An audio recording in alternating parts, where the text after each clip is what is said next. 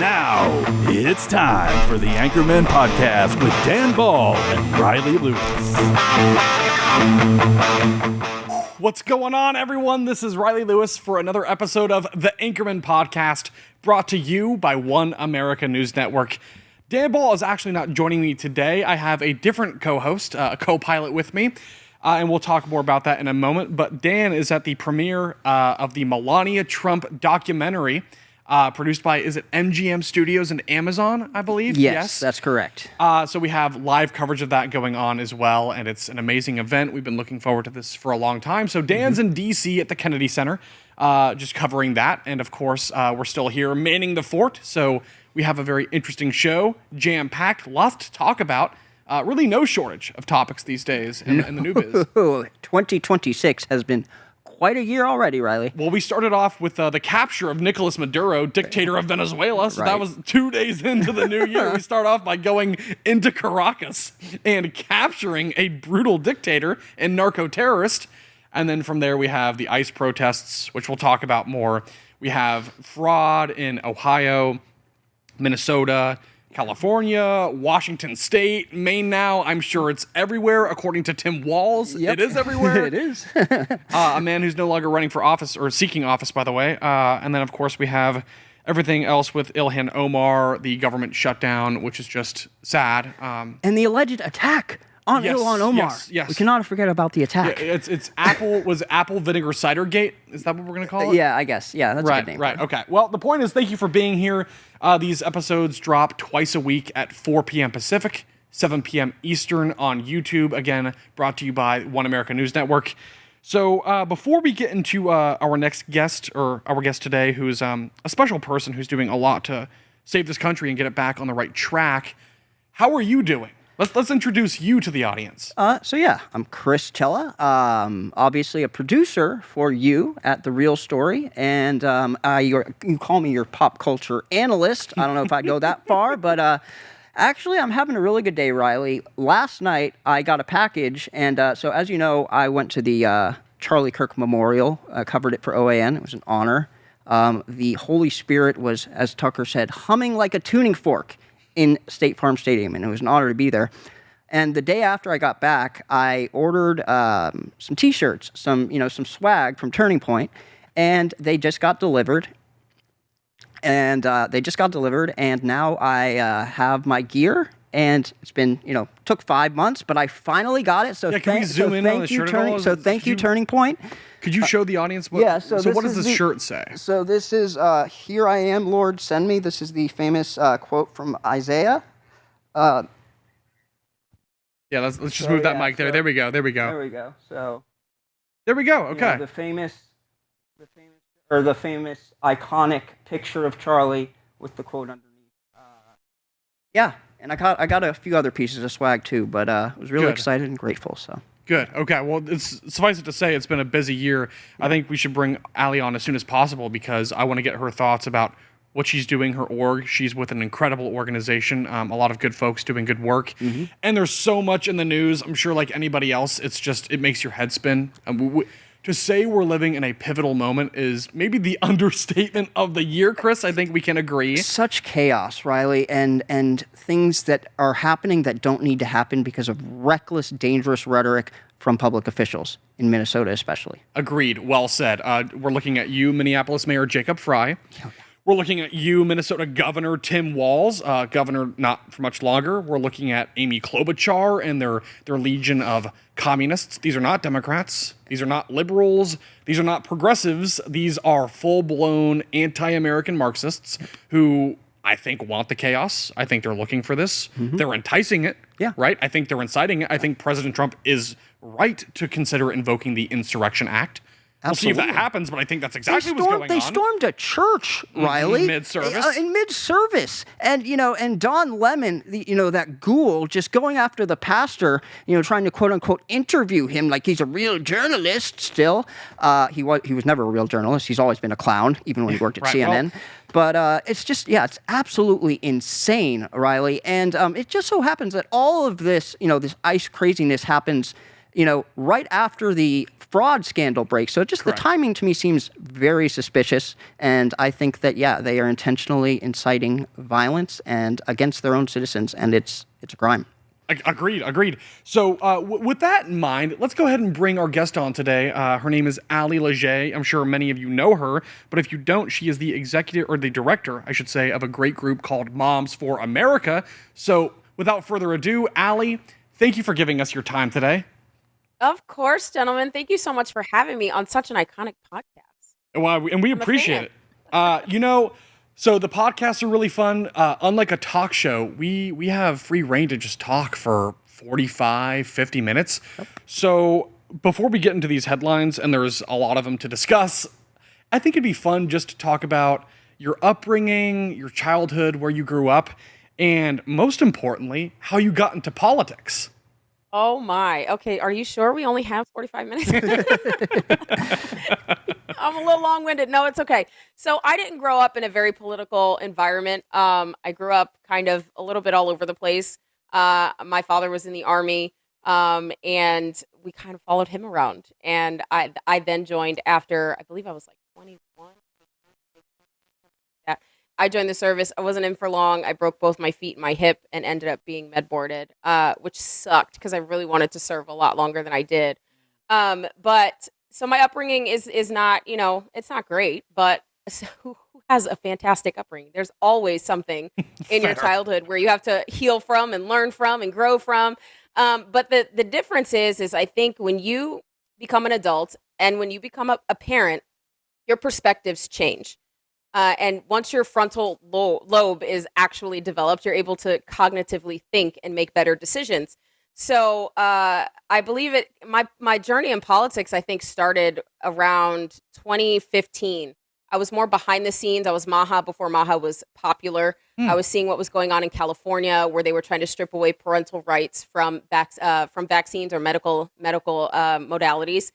And I was watching them. Bobby Kennedy was there. There was a press conference that was going on. You had Dr. Sherry Tenpenny and all of these others that are Mary Holland that are really out there right now who during 2020 were very vocal about different medicines that you could use and different healthcare modalities that you can use in order for you to heal from COVID, not necessarily needing a vaccine or necessarily needing to be intubated or with a ventilator. So yeah, so I saw these protests going on. I saw how vaccines were injuring children. I have children that are vaccine injured. I hate calling it that, but it is an adverse reaction. It's a poisoning to our kids. It is. And I did all the research. I looked at all the books. I read all the books. I read all the medical journals and the studies and was just like, wait a minute, this is not okay. Why are we forcing these things? So I kind of did on the back end, help. I started a organization here in Florida called Moms for Freedom. In 2018, there was a Florida senator that was trying to implement what was going on in California. So this stripping away of parental rights from medical procedures. And we stepped up and we killed about 8 bills that year that were trying to do that. And that's the power of the moms, right? Amazing. That's the power of grassroots. And then 2019, 2020 hit, and our world lost its mind, and us along with it. We allowed government to wield its strong, oppressive hand and told us that we couldn't leave our homes. People couldn't go to work if they were putting food on their table. If they weren't an essential worker, they had to stay home and lock down. You remember that 2 weeks to flatten the curve. Mm-hmm. What curve did we flatten? Maybe the election? I don't know. So we ended up I did a Reopen Tampa rally. We had about 4 days to plan that. And it was me and 4 other moms. We had 500, maybe 600 people show up to that rally. And we made international news that day. And after that, we looked at each other and said, oh my gosh, elections are around the corner. What are we going to do? We have to make sure we have like-minded, strong conservatives that are going to serve in our House and our Senate here in Florida that will protect our parental rights. And so we introduced a lot of our candidates here in Hillsborough County to the mom vote. We held a candidate forum at a friend's house. There were over 100 moms that attended this thing. Every candidate, because we sent out a mailer to every single candidate, whether you were Democrat, Republican, and Independent. And guess who were the only ones that responded? Yeah. Mm-hmm. Right. The Republicans. Of course. Of course. So we ended up having them to my friend's house.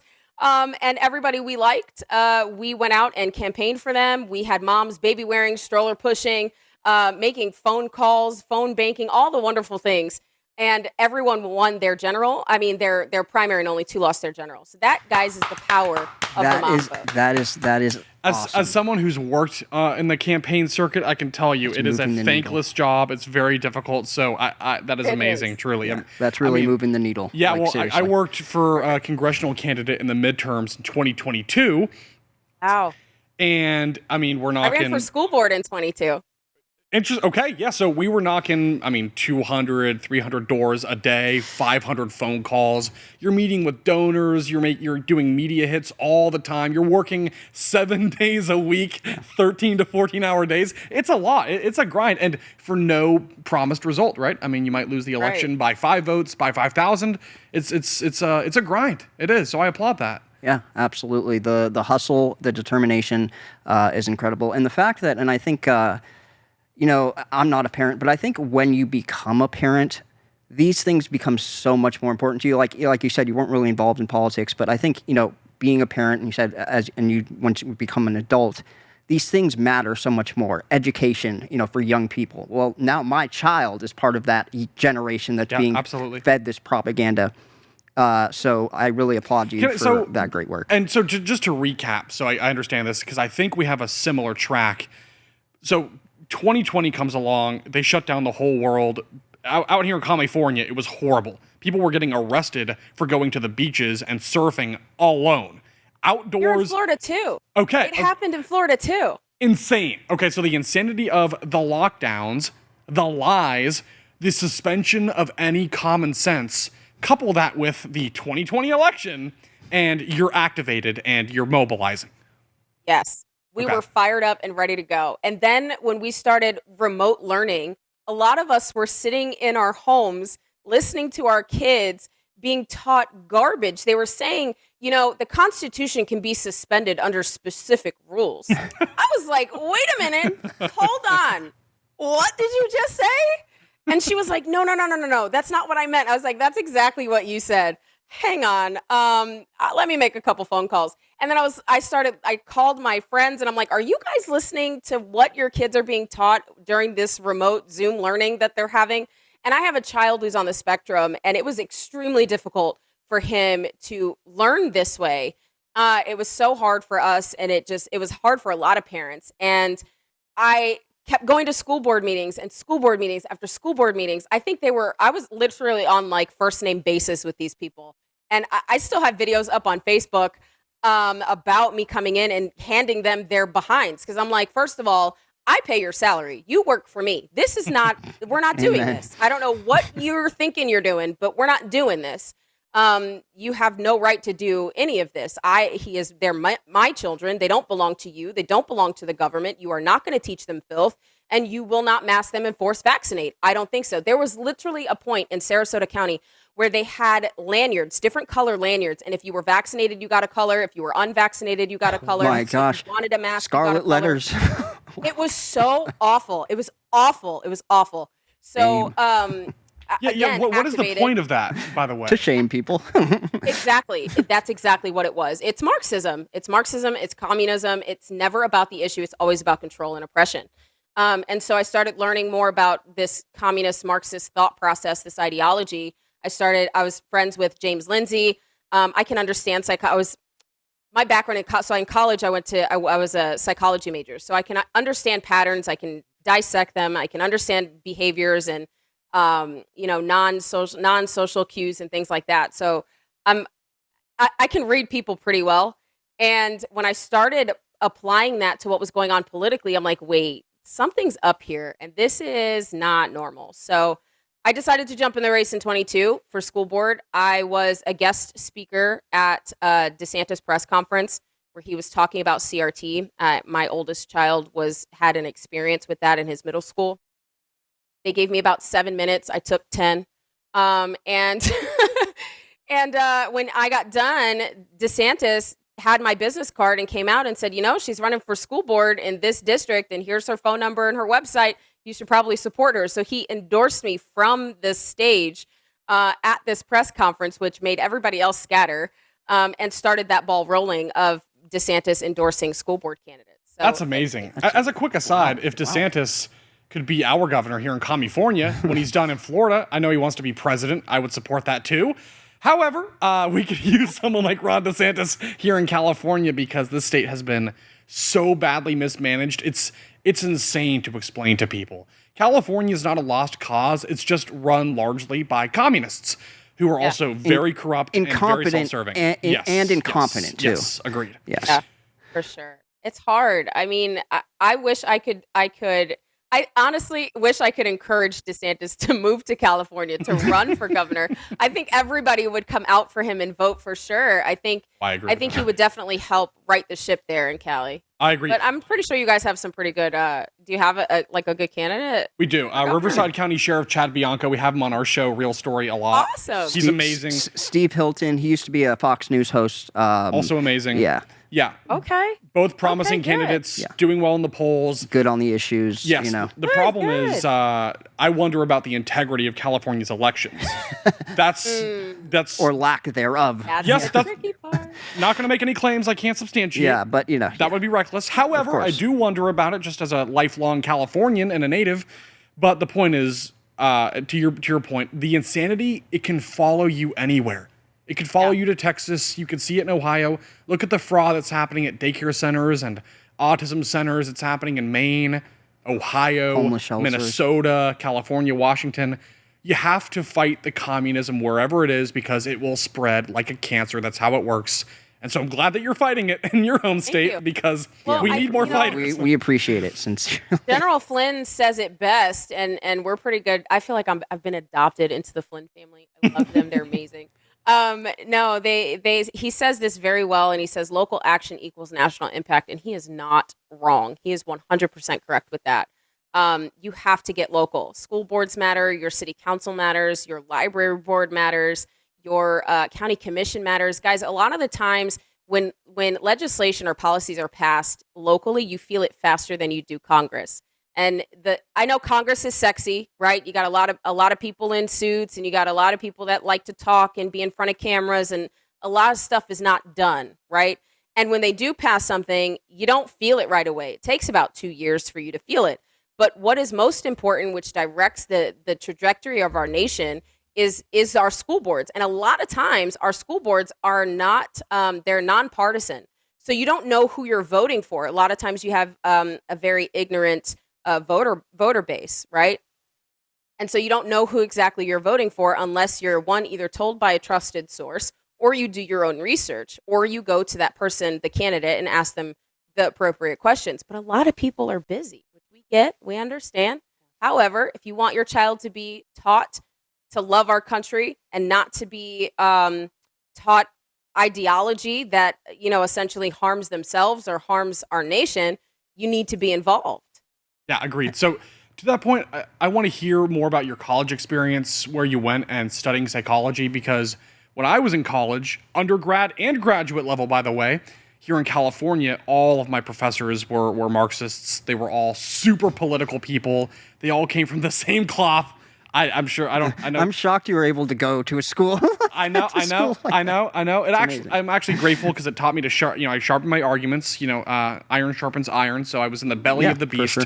But I was in the San Francisco Bay Area, Northern California, for President Trump's first term in office, and it was nightmarish, Allie. Truly nightmarish. So I want to hear about your college experience and whether or not it was political or.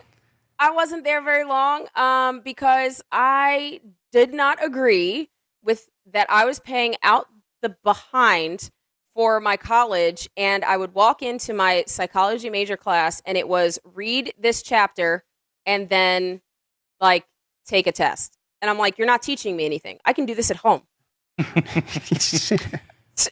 So I was just like, this is pointless. I'm just gonna this is a waste of time. I can do this at my house. So I dropped out, but I still learned everything I needed to learn because it was the field that I was going to serve in. And then I became a mom and all these things. What was the vision? Were you interested in more academia or becoming a psychologist? Honestly, I wanted to be a criminal psychologist for the FBI. Really? Wow. For the yes. FBI? Interesting. Oh, for the deep state. Yeah. I had no idea at that point that it would have been the deep state. But my favorite novels were like the Tom Clancy novels, and I like James Patterson. I love those like psychological thrillers that make you think, and you have to like figure out what the pattern is. And I do that with movies. I'm like, okay, what is the end game? And it's like a game to me, and I try to figure out what the end is, and I'm not usually shocked. So I don't know. Psychology, it's so much fun when you kind of get to know it a little bit. Were you always I was not interested having in fun. that? Was that, yeah, could you tell us more about that? Yes, well, I came from kind of a traumatic childhood, and I kind of wanted to know why people did the things that they did and why they acted the way they did. And I had someone that was very close to me that protected a predator, and I couldn't understand it because outwardly she protected others, but inwardly she refused to completely protect me. So I was like, I don't understand how this works. And what does that actually look like? What mentally, like there has to be some kind of disconnect from something I don't understand. So I took a deep dive in studying different psychological, like mental illness. It is. I just couldn't figure it out. Yeah, we go through so many just horrific stories like that Emmanuel Haro, with the parents, being involved with the death of the child, and just so many horrific things. And you can imagine, how can someone have the frame of mind to commit such atrocities? And I've always found psychology just It's astonishing fascinating. for that reason alone. Yeah, that is interesting. So how far into the program did you make it before you decided you could basically just replicate it at home and save yourself the time and the money? I made it like half a semester. 'Cause I'm a self-thinker. I don't like being told how to think. I like being able to teach myself and do my own research and figure it out. I don't like being told what I can and can't do. I don't like being put in a box, and I don't like being put in a specific lane. I will make my own way if I have to, and I have largely. Which kind of makes me a little dangerous. But and a lot of people don't like that. I mean, growing up also in high school and college, not college, but high school and middle school and elementary school. So I kind of grew up in like a small town, Lawton, Oklahoma, where my dad was stationed. And when my parents divorced, my mom moved us we were supposed to stay in New York, but it was a little expensive for a single mom of two. And so we moved to New Jersey, but we went from this small little town of Oklahoma to the gang capital of the East Coast, which is Newark, New Jersey. So, nice. And when I get around my Spanish family, it is just my accent comes out, and it's like I'm right back in New Jersey. I try to keep that down a little bit because I'm a little aggressive, but that's fine. But I was constantly made fun of. I was bullied. I had my hair was like wavy, like this a little bit, down to my hips, and I had girls try to cut my hair. I had girls try to fight me. I was told I wasn't black enough. I wasn't Spanish enough because I wasn't fluent in Spanish, although my mom is Puerto Rican and Spaniard in English, and my dad is, we believe he's from I believe it's some Spanish country. We're just not sure because his father was adopted. So, but he's also Irish, and like I'm a mutt, so I call myself I'm just American. Okay. That's what I fill out everywhere. They're like, Allie, what are you? Where do you come from? I'm like, America. Amen. Love that. Amen. So what happened after college? What's the, play-by-play? You leave. It's a waste of your time. Then what? Yeah, I got married, had a baby. He joined the service, ended up getting divorced. And then I kind of I worked as a hostess. I was a waitress for a little while. Again, I just tried to do whatever I could to support my kid. And then I got married again. Currently going through a divorce. That's fine. Look, when you have a woman who stands very firm in her beliefs and finds her voice again, it's a lot harder to for some guys to support that. And that's okay. It is. And God has a plan for you. God has a plan for everybody.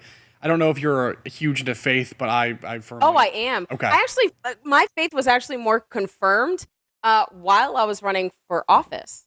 So as soon as I started that process, it's funny because I kept hearing Esther 4:14, born for such a time as this. If you stay silent now in this time, for you and your family will surely perish. who's to say that you were not born for such a time as this? And I was just like, oh my goodness. Okay, I guess it's my turn. And so that's when I ended up putting my name in the race for school board. And although I didn't win, I earned about 85,000 votes as a first-time candidate, and about 15,000 of those were Democrat independent because I kept showing up in places where people told me not to go. Oh, they're not going to vote for you anyway. Don't go to that Democrat, whatever, Civics Learning Center. Like, they're not going to vote for you. I said, watch me. That's impressive. Wow. I have to say, that's very impressive. Yeah. Anyone who's ever been in territory. politics knows that one of the biggest challenges is getting name recognition, especially when you have lots of candidates on the ballot. I mean, it's extremely difficult to do. It can cost, I mean, depending on the scale you're running at, millions of dollars and many years on a to do national that, level, so. certainly millions of dollars. Certainly, yeah. But even for a school board, I mean, that's impressive. Right. I mean, it was a lot of fun. And then I started working. At that point, I was a consultant for Moms for America, just helping rally the troops to get moms involved in our school boards and our local elections. And after the race, I ended up getting on full time with them, and I'm their civic engagement director. And we've been able to push a lot of legislation through the House and the Senate nationally. A lot of what we've done here in Florida, the legislation that we've been able to pass in Florida, because Florida leads in like education, we lead in parental empowerment, we lead in medical, different modalities for medicine and veterans affairs and things of that nature. And so what Moms for America really is we care about everything that touches the kitchen table: faith, family, food, finance, freedom, and education.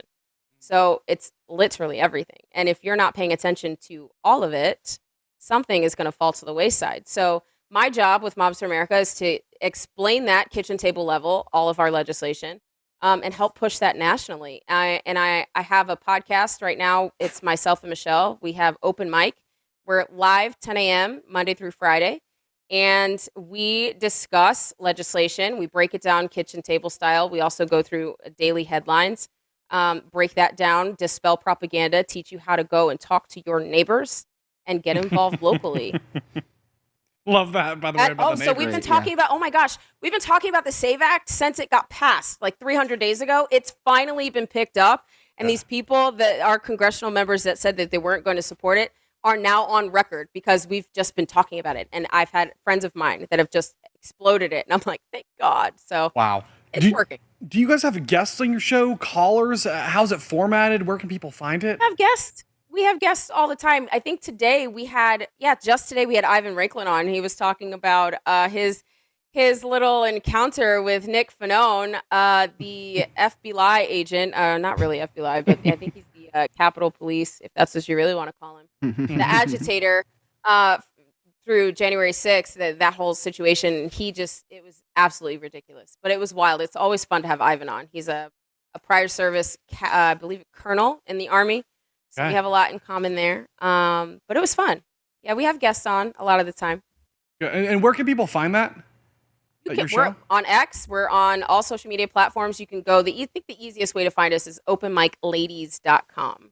Understood. Okay. Perfect. Well, speaking of Moms for America is momsforamerica.us, I believe. Yeah. Okay. Good. Good to plug that. Yeah.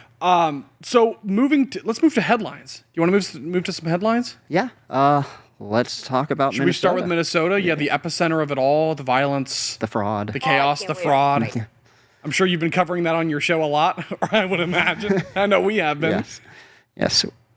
So it is a constant. It's constant. I mean, like you said when you started the show, we are not left without headlines. It's every day is a new headline. Agreed. So I'd love to get your take, starting with the situation. Tom Homan gave a press conference this week, the first one in Minneapolis.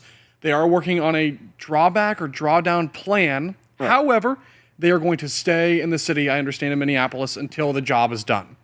And my position is this.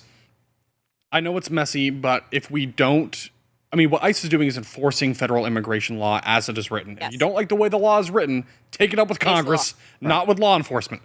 Number two, if we don't hold the line right now, then we might as well surrender the union, because this is about America's sovereignty. Yes. This is a sovereign nation state. We decide as Americans who gets to come here, and if we decide you do it our way, legally. So if we reward 30+ million people for coming here illegally, then we essentially do not have a country, and that is a problem that will lead to so many other problems. I can't think of anything that's been more divisive and destabilizing than what Joe Biden and Kamala Harris did by opening the floodgates. We know that's what they did. Yes. Sleepy Joe. Mayorkas, the border is secure.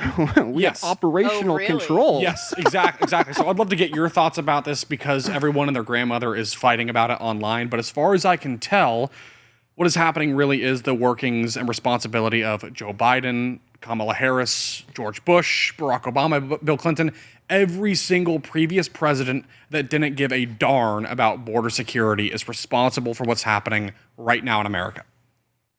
Yeah, no, I mean, it's multi-tiered, right? I mean, you have the open border policies with Joe Biden and his administration, but you also have this massive amounts of corruption that because of independent journalism like Nick Sorter and Nick Shirley going boots on ground to expose this kinds of stuff, now all of a sudden you see all these riots and these Antifa, Democrat Tifa essentially take over Minneapolis. And I think that that is really the crux of it is not only is it just the fact that we have criminal illegal aliens in our nation and they have like taken a stronghold to Minneapolis somehow because the lack of strong leadership that is currently in office in that state have allowed them to get away with this, but you also have an effort to cover up the massive amounts of corruption that's occurring. Yeah. Yes. Yeah. And these, I will say, Fair. these ICE protests are coordinated. They Yes. seem extremely like these signs. They're well made. They're not just somebody just scribbled on a piece of cardboard. This seems very, very almost like militia style kind of operations being carried out. I don't want to I like that you said assume, that. They but- do seem like they are very well trained. Yeah. Well, and let's be real. We know there's an industry in America of paid agitators. We've seen this happen with the No King's Day protests, which I call the No Brains Day protests. However, Allie, Chris, we all know this is documented to some extent. Oh, yeah. That there are paid agitators here in America, and I don't really know what you expect as a let's call them what they are, rioters, not protesters. You're trying Right. to pull weapons off of law enforcement agents. You're interjecting yourself into dangerous situations. You're going out of your way to harass and intimidate, and in some cases, dox federal law enforcement agents. What do you think is going to happen? What we know what your goal is, but what do you think is really going to happen in that kind of a situation? and You're they're going to get shot. Yeah, and they're painted as like these folk heroes who were righteously fighting against the tyrannical Gestapo, and it's just that's not the case. If you look at Renee Good, she tried to run over the ICE agent who had previously been run over and dragged.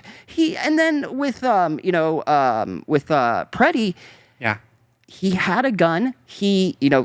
Apparently he reached for the gun and and he was shot, but he was actively agitating ICE. He was in their face. He was provoking them.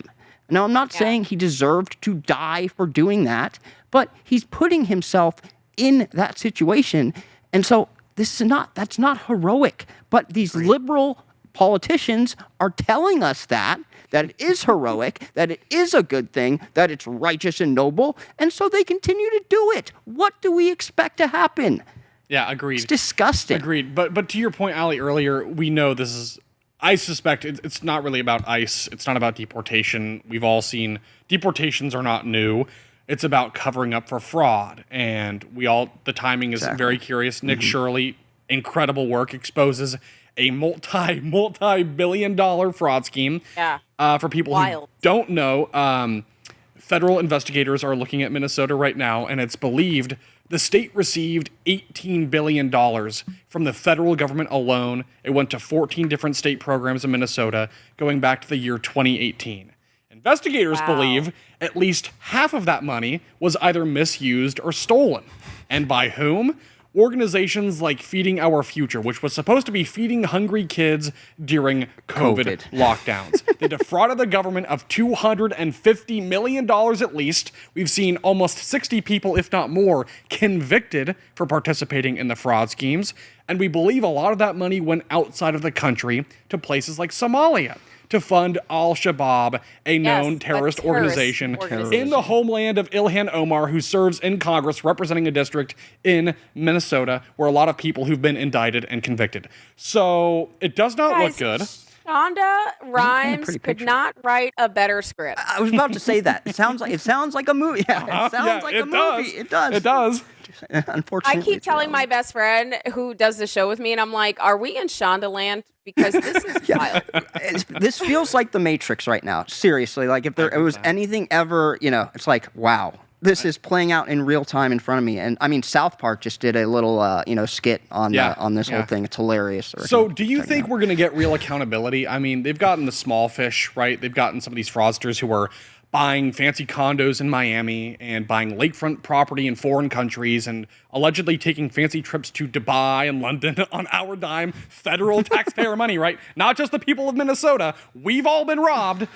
But I want to know, did Tim Walz know about it? Did Amy Klobuchar know about it? Did Ilhan Omar know about it? According to hundreds of whistleblowers who worked in Minnesota, Tim Walz is 100% responsible. They said... And according to congressional testimony, 100% But hey, as Tim said, fraud occurs in every state, so what's the big deal? Exactly. So does murder, okay? So does that mean, Yeah. should be able to gun someone down because you don't like them? I mean... And for people who want to see this, by the way, there's a clip circulating now of Tim on Pod Save America with John... What's his name? Former speechwriter for Barack Obama in 2008, I think. But he was on Pod Save America and said, well, Podesta? No, it's John. It'll come to me, but he's a former staffer for Obama, speechwriter in 2008. And Tim goes, well, these fraud things, they happen everywhere. So that's a bold claim, Timmy. I want to know. You're telling me multi-billion-dollar fraud schemes are happening? He could have been vice president, you guys. I know. It's such a terrifying thought. And I was just thinking about that, and I was like, yeah, this is the guy, and again, who, one of his, Camp Central promises was to put tampons in men's bathrooms because men can menstruate. I know. So Allie, absolutely just, crazy. Long story short, are we going to get accountability for what's going on in Minnesota? I hope so. Otherwise, why else was Pam Bondi boots on ground? It wouldn't make sense if there was no accountability. I think the American people are hungry for justice and for accountability. The problem is will the judge legislate from the bench, or will they actually do their job? And I think that's the problem. Agreed. Yes. Agreed. I have been, and I know you've been a little frustrated with kind of the lack of accountability. We saw James Comey indicted. We saw Letitia James indicted. They both skated. We've heard whispers of things coming down the pike. Obama potentially being, indicted. But, is that ever going to happen? I don't think so. I don't think they'll ever indict Obama. The Clintons literally, did not show up after they were subpoenaed to show their face at this congressional deposition. Nope. When, in the history of ever, can anybody not show up for a subpoena when they've been subpoenaed by Congress? And the fact that nothing happened right after that, it took them a while in order for them to vote to hold them in contempt, it's completely crazy, because it would have taken them all of 2.5 seconds to do that to a regular American citizen. So at what point do we stop the two-tier justice system and actually stand on constitutional principle and utilize all the tools within our tool belt to hold people accountable for what they do? I understand it might cause a little bit of frustration and some upset across the nation, but 77, I believe, million Americans voted for President Trump in the America First agenda and for all of the things that we've been asking for. Don't see how that would be disruptive. Yeah, agreed. And for to your point, why would if you are a Democrat? I mean, I'm basically as conservative as you can be. However, and I'm very pro MAGA. I voted for Trump 3 times. I would do it a 4th and a 5th and a 6th. However, Trump, maybe this is just a 4D chess move, but he has put Democrats in a position of having to defend fraud, waste, abuse, and theft. And I love that so much. Outright criminality. You had Senator Van Hollen going down to El Salvador to have cocktails with a human trafficker. You can't make this stuff up. The Maryland father of 5, right. So I agree about that. Yeah. But the same thing goes for Jacob Fry and Tim Walz and their rhetoric with the inciting or enticing what I think is pretty obviously an insurrection. Jacob Fry famously saying, ICE, get the F out of our city, and the like. Yeah. right after the Renee Good shooting. Yeah, they're using that kind of inflammatory rhetoric, and they know that they are stoking a riot, and they know that innocent people will get caught up and hurt in those riots because, and I was in LA in June covering the riots up there.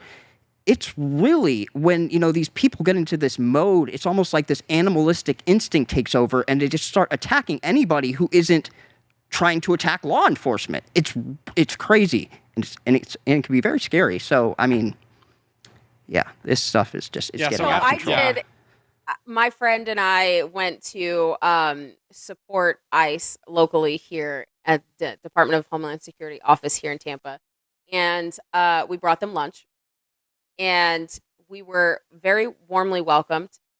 However, we posted it on social media. We're getting lots and lots of love from all of our Patriot friends, all of MAGA, right? Love this. However, we're getting some really crazy, insanely racist, insanely sexist, insanely inappropriate comments, all because we're here to support the men and women that serve to keep our community safe. Now, I've had a couple ask, how are they keeping us safe? Or they're not keeping us safe. Ask, Pretty and Good. And I'm like, first of all, how is not deporting criminals, violent criminals who go after children, who go after women, who are stealing from you, who women are not safe at night anymore? They can't walk the streets. How is not deporting them safe for your community? You're defending criminals within your cities? The cities in which you don't live in, because they're all in the inner city. So it's okay that they do this in the inner cities, but not okay where you live? Make that make sense. Rules for thee. So, very interesting. It's very interesting. And there has to be some kind of psychosis because, and I was talking with Dr. James Lindsay about this as well. And I'm hoping to get in touch with James Peterson because I really want an in-depth understanding of what would make a mom or a woman in general put herself in harm's way where she could possibly lose her life. That just doesn't make sense to me. Agreed. Have you heard of this concept that's going around right now, toxic empathy? I think there's so much of that in modern America. Oh, wow. Okay. Because what you're saying is very true. You have this place where people have become so, I don't want to say soft, but that's what it is, to the point where they're... for sure. They're defending the people who are destroying their country, and there's no logical explanation for that, and the only thing I can think of is it must be emotion then, because there's no real reasoning for that. I get it why Democrats would, because these are your future voters, presumably, right? So there's a political power play. It's about power. Everything that Democrats do is in interest of getting more power. And but if media you're an average American, right? It's media manipulation. Just completely 100%. spinning this as ICE as some, Trump's Gestapo, Trump's militia that he is sending out to round up all the people because they're brown. And, it's just so absurd, patently absurd and offensive. He is going specifically targeting dangerous criminal illegals. He's not going after the immigrant who's been here for 30 years, who, actually contributes, pays taxes, even though I think we should deport every illegal, but regardless, he's going after the criminals. And they have, so again, Trump has put the Democrats in a position where, they're defending some of the worst people on the planet. You look at the Democrats hate when, they list out the crimes of these illegals. We deported this person. He was a child rapist. He did this, he did this, he did this. They hate that because that is showing the American people wow, no, I don't want that person in my country. Well, and this week marks the 1-year anniversary of President Trump signing the Laken Riley Act, I believe, right, into law. So think about people like Laken Riley, young, beautiful nursing student at the University of Georgia who was brutally murdered by some homicidal maniac. And I wish I could pull this up because I remember the AP's headline about it that day, and I forget the name of the killer.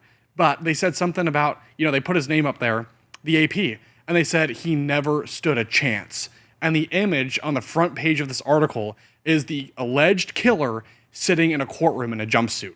That's the Associated Press of America right there. Her killer never stood a chance. Wow. Insane. Okay. It's burned into my brain, this AP headline. This is even for them, that's dark. That's the organization that is feeding articles every single day to every newsroom all across this country. The rot runs deep. You want to know how this stops? When we can wield our political power at the appropriate political pressure points and get Congress to repeal the Smith Modernization Act, all this propaganda stops and everybody gets held accountable for pushing false information through the media. That's interesting. So why it's been sitting on the speaker's table, I have no idea. But it's been sitting there for about maybe 3 years now. But it needs to get put on the floor for a vote, and the Senate needs to pass it. Agreed. And there's a lot of other stuff Congress needs to do. Yeah, I was about to say we need a lot less carrot and more and stick. a lot of other things because Congress 100%. has just been really kind of pathetic. I mean, we passed the one big beautiful bill. We passed the Laken Riley Act was signed into law. That was good. Yes. But other than that, there hasn't been many big congressional wins. Trump has signed hundreds of executive. We have 200 executive orders that have not been codified. 200. Oh my God. And I might be off by 10. It's like rifle shot this stuff. Like one by one, force the people to show their position. If you're going to stand against men playing in women's sports or stand for that, then and as a Republican, you deserve to be blasted to the moon. Your face should be on every you should be known because if you're a Republican and you claim to support Republican values, but you're not voting that way, you should be exposed and voted out. I also believe that every state, because of the 10th Amendment, can codify his executive orders that best fit their state. That's what our states are for. They're supposed to be these small little countries within this big country that protects all of America, right? That's how that's supposed to work. So this is also what I teach in my classes and my courses is proper roles of government, proper roles and responsibilities of government, those that are elected, and our proper role in our own governance, because it only works if we work it. It is a republic of we the people, for the people, by the people, right? But it only works if we can keep it. Agreed. Yeah. No. You keep it. You have to be involved. Agreed. We have to be in the driver's seat, and I think a lot of people are. They're busy. They're working jobs, and they trust their leaders. I get it. I used to trust all of my leaders blindly. When I was a kid, I trusted all of my institutions blindly. I no longer do, and that's their fault, not mine. I want that on the record. No, they betrayed us. Yes, we did not betray them. They destroyed their credibility. They corrupted my country. The FBI, CIA, the G-men. No, you guys have lost your credibility. Sorry. However, so Allie, what do you think's going to happen in the midterms? I know we have a few months, but they're going to be here soon. Well, if history repeats itself, it's not going to be great. And if we don't see some wins, it's not going to be great. There has to be something that is going to energize the base because otherwise we're going to see a less than 20% turnout. So I think what President Trump is trying to do by having going back out on the campaign trail, maybe having a national convention. I don't know why Gruters is naming it a Trumpalooza. That is a mistake. However, he didn't ask for my opinion, but I'm going to give it anyway. Gruters is right down here in Sarasota. I might call him and knock on his door sir, I don't know what you're doing, but that is not a great name for this. But anyway, I do think it is important for us to try and figure out how to energize the base in order for more people to come out. More people have voted for President Trump his third time around than I think anybody has in the previous years. More Black people were out, more Hispanics, more moms. Right, more suburban moms came out to vote. Something just needs to. We need to figure out how to move the needle a little bit. Yeah, agreed. Well, I think the whole the problem was that Joe Biden basically brought this country to its knees. Right, we were on life support. We don't even know who was running the country for the last 2 years. Yeah, he was the senile hermit who was run by Otto Penn, probably his wife and a few close staffers and the vice president. But when you're that close to what is really a living nightmare, hellacious conditions, everybody's motivated. But now that President Trump's in office, you see a lot of people who are just less interested in turning out to the ballot box. Lackadaisical and kind of, Unfortunately. Not because they think that we've won. Oh, we've won. It's good. We're going to go home. But that's not, not everybody's like us that eats, breathes, and sleeps politics the way we do. But I mean, it is definitely really important to have these conversations with your friends. I mean, invite them over for like a game night and talk about what's going on. And hey, did you know that blah blah blah? Start up a conversation at the grocery store. Like, just I don't know. Just you got to talk about it. You have to talk about the issues and how they affect people at the kitchen table. And support candidates that actually do the work. You have to connect especially if they're rerunning. So if you have an incumbent and they're running again, you have to connect what they say while they're on the campaign trail and what they do while they're in office, and vice versa. And if it doesn't match, you need to find somebody to replace them. The only issue that occurs in that is that if they are anointed by the party, then the other candidate, who is probably more America First, has better ideas or different ideas, or just simply wants to support the president's agenda, may end up not winning because they're not anointed or supported by the party. And it costs a lot more money to run for office. If you don't have $5 million in your coffer, you can't run for Congress. If you don't have almost $200,000 or $500,000 to run for a state local seat, whether it's state house or state senate, you're not going to win.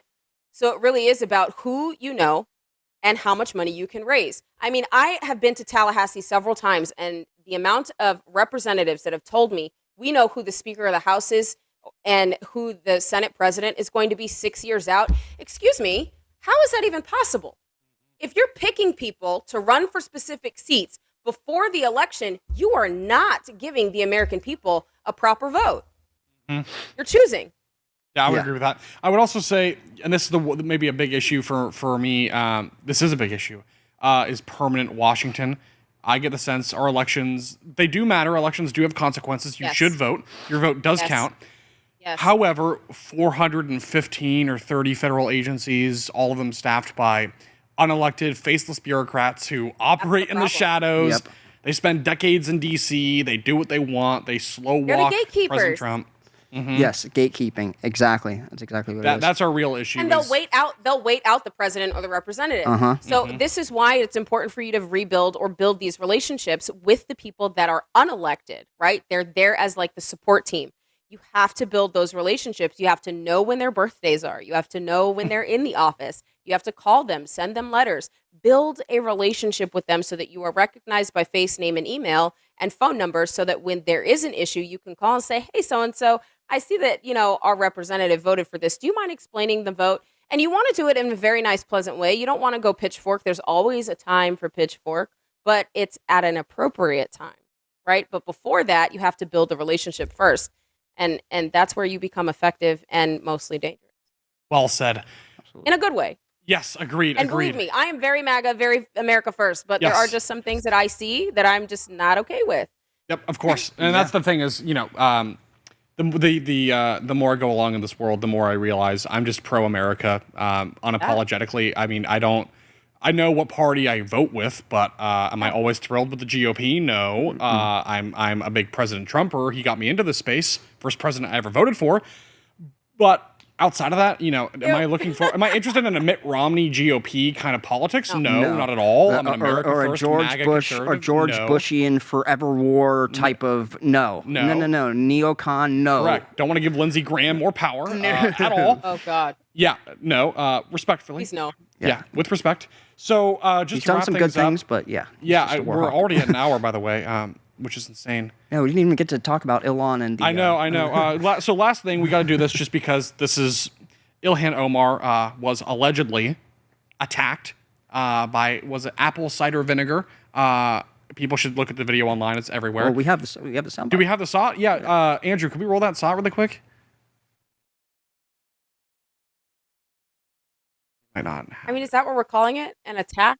With no, but Kristi Noem must resign or face impeachment.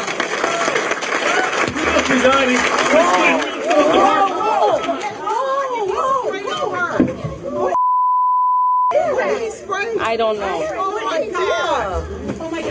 Oh my God, he's crazy. So you can't see in the video though, but she immediately, when the guy sprays her, she doesn't do what a normal person would do, which is like, jump backwards. She puffs her chest out and then acts like she's going to throw a punch. Punches. It is just the most absurd, ridiculous, in my opinion, acting I've ever seen. Yeah, so Alex, Especially from a Juicy woman. Smollett type of acting, you know. I mean, just absurd. Especially from a woman who doesn't come from some kind of military training or background.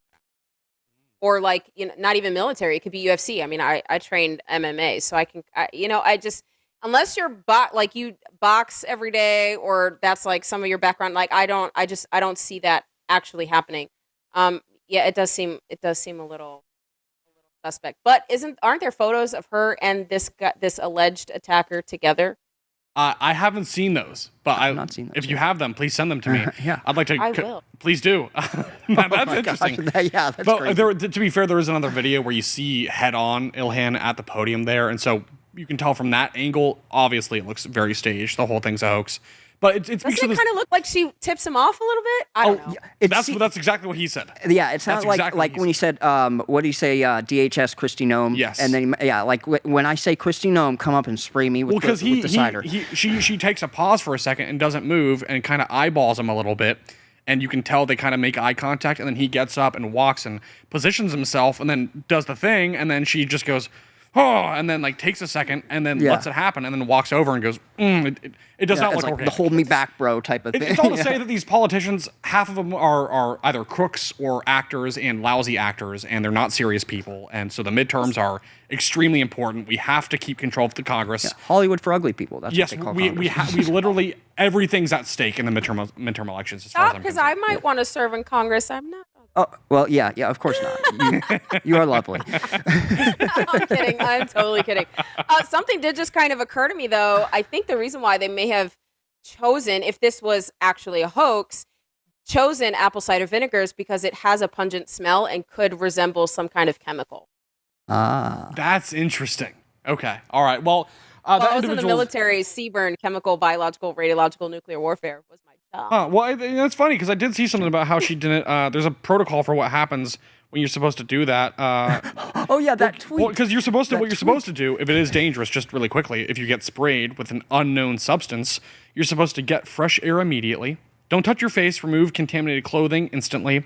Rinse your skin and your eyes. Wash with soap and water. Go seek medical attention and call poison control. And Ilhan she did not do any of those things. So I don't know.